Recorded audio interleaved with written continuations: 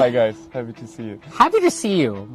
I first came across Lukas Sieper through this viral clip. We represent all the people and not the people that you deem correctly. With him courageously defending trans people in the European Parliament after a colleague made a transphobic remark. Funding transgender craziness. To the weekly recap of your most favorite member of the European Parliament, Lukas Sieper, me. At 29, Lukas is one of the most dynamic forces and most prominent young voices in European politics, representing Germany's Party of Progress.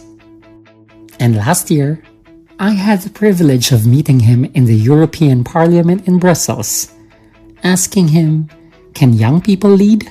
You are half of the average age of your colleagues.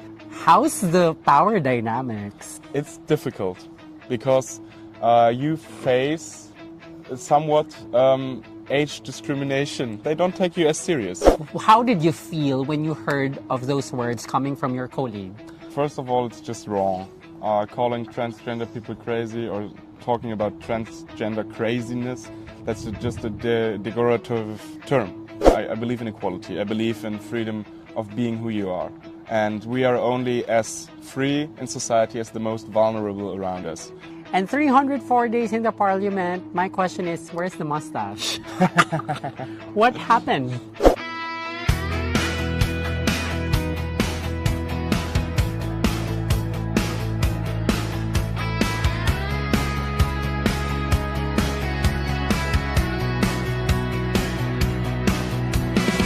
First and foremost, thank you for the move that you did within the European Parliament. To be able to call out someone is not easy, but you did it.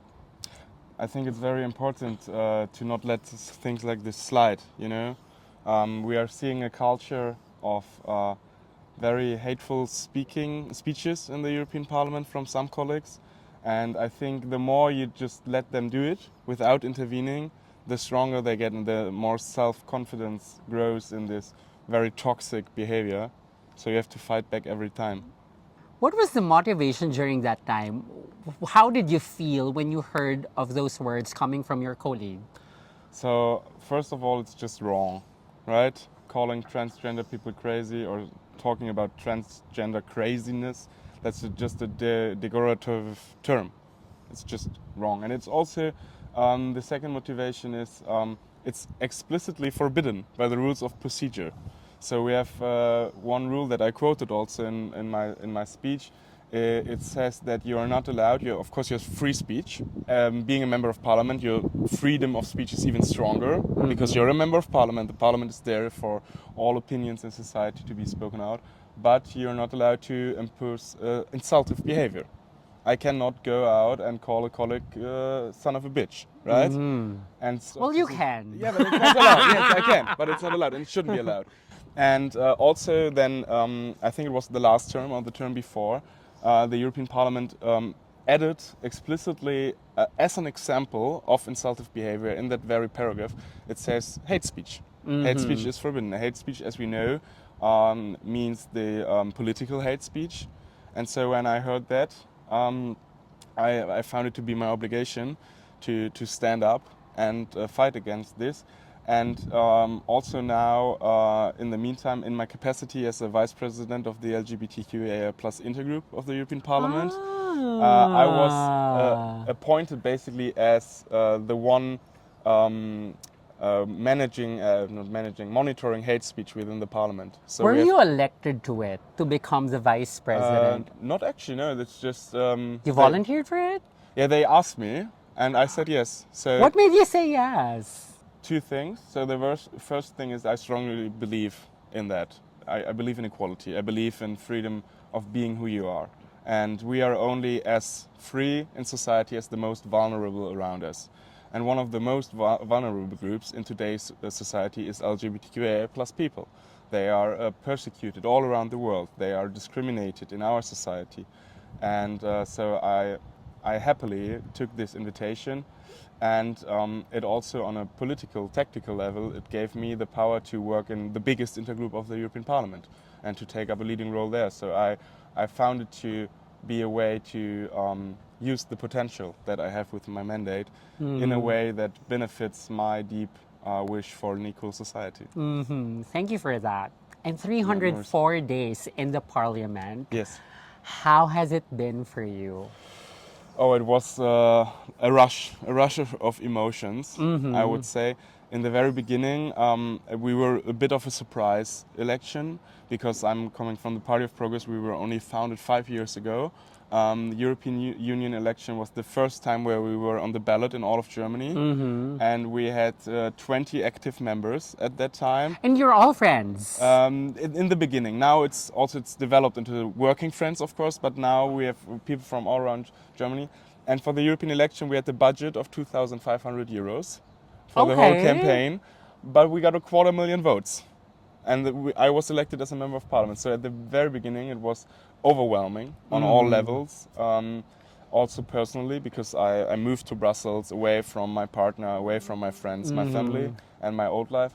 But now, since a few months, I settled, and I got used to this, and this is a special arena here. And now I'm feeling very good. And every day I wake up and I'm thankful for this opportunity. Have you always wanted to enter politics? Yes, it's always was my dream. Really? Yes. When did you realize that I want to be part of politics? I think in 8th grade, 9th grade, so middle school, basically. I told you before, I'm a history nerd, right? I was interested in history and politics my whole life, and I want to be part of what's written. You know, I do not just want to watch it. I want to form it, and I want to participate in history being written, and that's why I came to politics, because history is nothing more than a description of the political development in the world. So that made me motivate, and I'm happy that I got the chance way earlier than I would have thought. I would have thought that in my mid-30s, maybe, I would have the chance to actively participate, but now at the end of my 20s, it's already there, so I'm very happy for that. You are half of the average age of your colleagues. How's the power dynamics? It's difficult because you face somewhat age discrimination in that sense, not willfully, right? It's not like people actively want to discriminate you for your age, but they don't take you as serious, right? I feel it a lot from more experienced colleagues that they look at me and they are like, yeah, this young guy, he still has to learn a lot. And I still have to learn a lot, right? I experienced this over and over again. But at the same time, I'm elected like everyone else. I'm a member of parliament. I have the same rights like a colleague who has been here for 40 years. So that's somewhat difficult. But it's an advantage at the same time, because people admire you for being so young and already being in that position. So this gives you special power. And especially with the youth. Every week, people of my age come to me here in the parliament and they say, it's nice to watch what you're doing and you're giving us hope for the young generation, which humbles me every time. And I'm very happy for that. So it's a disadvantage and the benefit at the same time. But I believe it's more of a benefit, because now more than ever, we need young blood in politics, because we shape the future. We help shape the future. And in fact, in the Philippines, we just recently had our elections. More than half of the voters right now are millennials and Gen Z. Oh, wow. That's interesting. It's very, very interesting. So to be able to see you like pull through, I'm pretty sure it's a difficult campaign.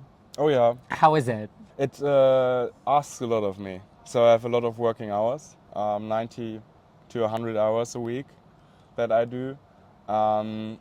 And as I said, you constantly have to fight for your place as a young person in this game who is controlled by old people. Also from the voter base, because if I turn it around, in Germany, half of the voters are above 60. So and how did you convince them to vote for you? I think it's the core idea of my party. So the Party of Progress is a democratic, pragmatist party. So we do not follow a certain ideology. We ask ourselves, what does the majority of the people want? Does it fit the basic principles of democracy?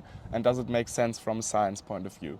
So we are sometimes conservative, sometimes social democrat, sometimes green, sometimes liberal. So not only left and right, but within the democratic spectrum, whatever is the best in the particular situation. And that is a feeling and an understanding that resonates in most of the people, actually, no matter the age. Because no one is just a conservative inside or a social democrat. No one is just going for green politics. We all human beings, we have different political opinions on different political topics. And that's something that my party is built on. We build our political line on the diversity of opinions instead of following just a certain set. And then again, it's an advantage for young people to be active because older people admire that. They admire the energy. They admire that you already so early in your life try to work for society because it's unusual. So you stand out. And I think that also convinced a lot of older people to vote for us. Why legislation and not executive? Quite frankly, because you have to be in parliament first to grow and then become part of the government. So of course I could have pursued the administration level with my law studies, but to be elected the government you have to have a majority in parliament. So that's the first step. And then my goal is actually to become, for the PDF, to become a ruling party, a party that is part of the government. And then I would also like to be a minister or even chancellor one day. But I have to wait for it. I'm 28 now. You have to be at least 40 to get this job in Germany. So give me 12 more years. We will. We definitely will give you 12 more years. And I will look forward to that, on how you grow as a leader and a legislator, because those experiences can actually allow you to become the best chancellor. Outside of politics, you love cooking. Yes. How did that interest begin? I had parents that took really good care of me while working a lot. So actually, since I'm 13, I had to cook my meals a lot of the times. In the evening, my mother would come home always and cook for us, but during lunch, so I had to start doing my own lunch a lot of times, starting at 13. So that's where it started. Also, when I was in the army, I found the army food not to be so good. So instead of going to the canteen, I cooked for myself a lot. But I'm not good. I have to say that I'm not a good cook. I'm very practical. So my friends always make fun of me because what I do, I just take a pan and then I just throw stuff inside, like some vegetables, then some meat or some tofu and some sauce, and I just put it in and then you mix everything together. And then that's my meal. That's what I do. It's just like you, democratic and pragmatic. Exactly. You just have the liberty of mixing everything, and whatever happens, you can eat. You can eat. And in one of your posts, you said you are the classmate that can never be quiet. Have you always been like that? Yes, definitely. I think something like that is even written down in my yearbook. So I was always very creative and outspoken, and I don't know how it works in the Philippines, but in Germany you have your grade that you get in a certain class. It consists of a written part and a vocal part, right? Your vocal participation. I always found it easier to get good grades by talking a lot, raising my hand a lot, than doing written exams. Because in written exams, then you're bogged down into a system. You have to follow a certain walk, and I want to do whatever I want. if I just talk, I can say whatever. So that was always the thing, and now I took the same thing to the parliament, and actually I was able to set a record with 159 speeches in the first 300 days. So. Is that the most number of speeches? Yes. So we researched it. Unfortunately, I also have to say that for transparency, there is no such thing like a database where everything is collected, but we put it into comparison. We gathered some information about the average speech limit, and so I would say we can be 95% sure that that's a record. Maybe if there is someone proving us wrong, please do so. But I haven't seen or heard anything that contradicts this result, that it is actually the most speeches in that amount of time. So are we expecting more speeches from you? Most definitely. I counted it up. If I manage to stay at the same pace, I should be close to 1,000 in the end. So let's see. Well, that's interesting because you speak your mind. Yeah. And you want to be heard. And it's very important that if you are a legislator, you engage in the conversation. Yeah. And that's where your value lies. Thank you. Like, as a young member of the European Parliament, you're being seen and heard at the same time through your 159 speeches. Yes. And that's a huge thing. You make a difference in other people's performance and in other people's goals. In terms of legislation, what do you look forward to passing as part of the European Parliament? Oh, that's a very broad question. Quite a lot, actually. First things for me is all the CSR legislation, corporate social responsibility, because that's what I studied. I'm a jurist with a special focus on humanitarian and supply chain laws, and I think that's an angle for the European Union to bring light to itself, but also to the whole world, because we are, first and foremost, we are an economic bloc, and if we enact pragmatic, positive supply chain laws, for example, we also can improve the situation of workers in the Philippines, where there's a lot of factories that produce for Europe, as far as I'm informed, or for climate protection, right? Our guidelines for climate protection. If we demand that we only import goods to Europe that are produced under climate-friendly environments, that protects the environment all around the world. So that's what I'm looking forward. Also there we face a backlash at the moment because we had very strong, with the Green Deal, very strong legislation in the last term, and now we have to realize that we overheated a little bit too much, and we acted too fast for our own economy and companies and small enterprises especially to adjust to that new changes. But I think we will now find a good solution within the omnibus packages to go forward. So that's what I'm looking forward to. I'm looking forward to all the legislation regarding more direct democracy, more participation of the population. For example, we are right now about to extend the Citizens Initiative program, which gives European citizens the possibility to initiate legislation. And yeah, last but not least, I think everything regarding the protection of LGBTQAI+ rights, I'm seeing there, especially on a, not the legislation-wise in that sense, but how strong the parliament itself as an institution. While we did a lot of legislation to protect LGBTQAI+ rights in the past, and that now is becoming harder because of the rise of the populists and the extremists, this institution was set on a course where we are an active advocate for that. And I think this symbolism is, in that times where many people feel that we were losing the battle, I think this symbolism is equally important. So I'm very much looking forward to participate in that. Yeah, we are excited to see the things that you are going to do in the parliament, especially that you have 4 more years. Yes, Just just the beginning. And 304 days in the parliament, my question is, where's the mustache? What happened? It will come back, I have to say, at some day. No, I wanted to get rid of it for 2 years, actually, before that. Yes. So I like my mustache. It's a very, very strong mustache. Rest in peace to my grandfather who gave me this mustache. But I only, at first, I only wanted to have it for a short time because my partner liked it.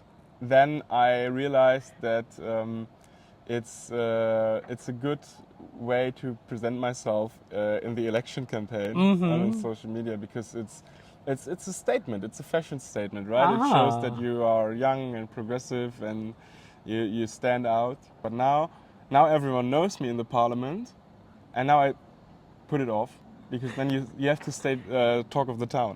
Okay.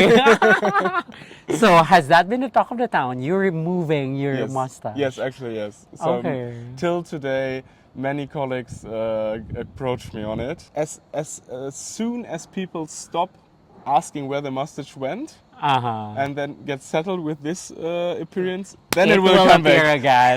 Very strategic. I love it. And you also did a lot of hairstyles, I've observed. Yes. You like dressing up? Yes, and I also like to renew myself. That's something that I did my whole life. Every half a year I will change my hair, I will change the way I look, because I think it's important to improve and to evolve as a human being. Every time you change your style in a great way, you meet a new person in the mirror. And meeting that new person in the mirror is a possibility for you to have a fresh start. Because we have success and we lose, and we do good and we do mistakes, and so we have to constantly evolve. And I think having a fresh start by being someone new in the mirror, that helps you with that.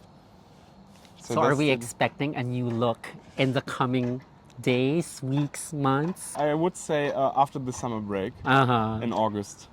So in August we have the summer break, and in September we're going to start again, and then I think that's the best tactical point of time to reintroduce Lukas. Yes. And on that note, what is your message for the LGBTQIA+ community across the world? We are winning. We are winning on the long game.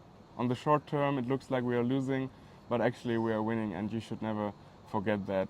If you feel suppressed, if you feel persecuted, just look back 30 years in time and see how far we got, and never give up, never. And we will continue to win because we have you. Thank you, and you. And to the young blood who wants to enter politics, wherever they may be, what do you want to tell them? I will now sound like a motivation coach. But 5 years ago, my two best friends and me, we were sitting together and we were drunk, and we made up this idea of a party, and then we just pushed through, and it took us 5 years to get to the European Parliament.